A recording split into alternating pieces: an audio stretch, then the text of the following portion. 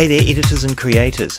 I want to talk a little bit today about how to get great looking footage out of Vegas Pro and how to go about judging your footage within Vegas Pro using the scopes and using the preview and really just understanding what is going on there. So I should point out right from the start that this is a reasonably big topic, so I'm going to break it up into smaller little more bite-sized chunks.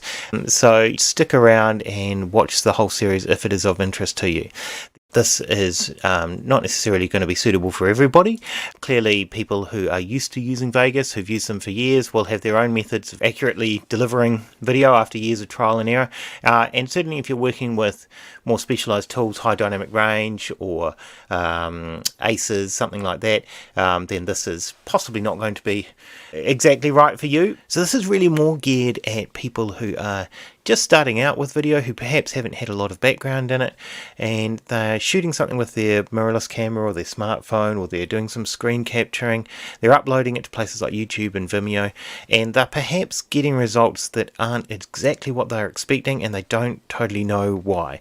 Now there's lots of forum posts on this topic giving various solutions or ways to go about fixing it.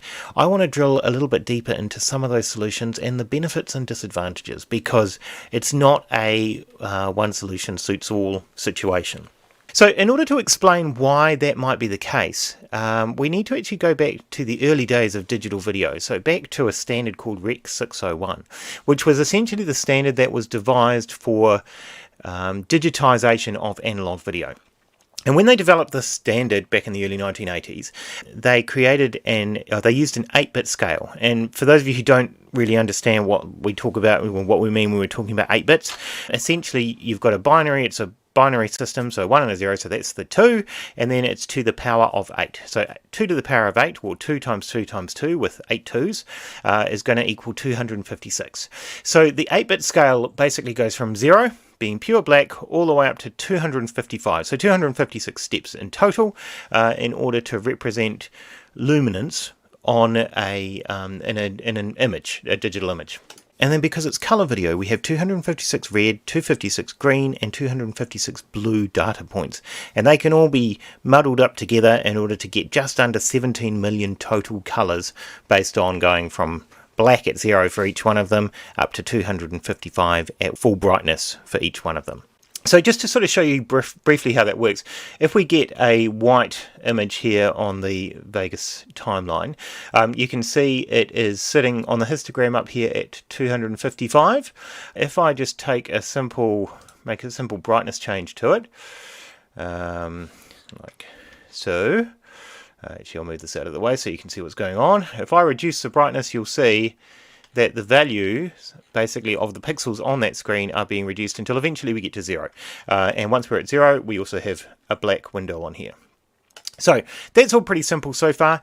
Now, the idea was that you would then take the 256 levels that are there, and they would be mapped out to brightness levels on a properly calibrated monitor. And the brightness on properly calibrated monitor was measured between 0 and 100 IRE. So you'd get those 256 steps and they would be remapped on a calibrated monitor. So I can show you how that works actually in Vegas as well. If we go to the waveform, you can see white here is sitting at 100.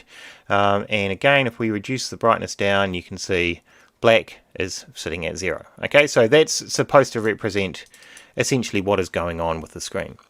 Now, Rec 709 came along with the development of high definition video, and to be honest, it's similar enough for our purposes so that we don't need to go into a lot of difference, but what it does add is a 10-bit scale. So instead of those 256 steps, you now have 1024 steps. It's basically more precision. But essentially, the way that the video is sort of managed in the background, aside from the fact that you've got more steps between black and white, works the same way. The latest versions of Vegas do have the capability to show 10-bit scales. I think we'll just stick with the 0 to 255 convention just for now. Where it started to get tricky was when you've got a standard digital image, so say you've got a digital still photo, something like that, this would work across that entire range. So you would have your blacks down at 0 and your whites up at 255. But what they decided for digital video was they were going to leave a little bit of room at either end to act as kind of a noise floor. Because digital conversions quite often create some conversion noise, they decided that for the video scale, or for what's called studio levels or video levels, they would work within 16 to 235. Okay, so we've got a little bit of head and a little bit of tail within that range in order to push any digital noise away from the actual picture signal. So you work with it within that range where pure black is 16 and pure white is 235, and then when it goes onto a player, it gets stretched back out again so that the player displays it as black being 0 and white being 255. Despite the fact that we don't really need that amount of space for noise for a noise floor these days with our more advanced sort of video systems, this convention has still remained. So if you upload something to YouTube or Vimeo, or you watch it on VLC, or you put it on a USB stick and plug it into your fancy new TV, if it's recognized as video levels, then the TV or the display will expand it out. And that's what's happening when you end up with the sort of high contrast crushed blacks and blown out whites that you might see if you have been using Vegas and you've just simply created something that looks good in the Vegas preview and then put it somewhere else and suddenly it looks like it's just not the way you intended.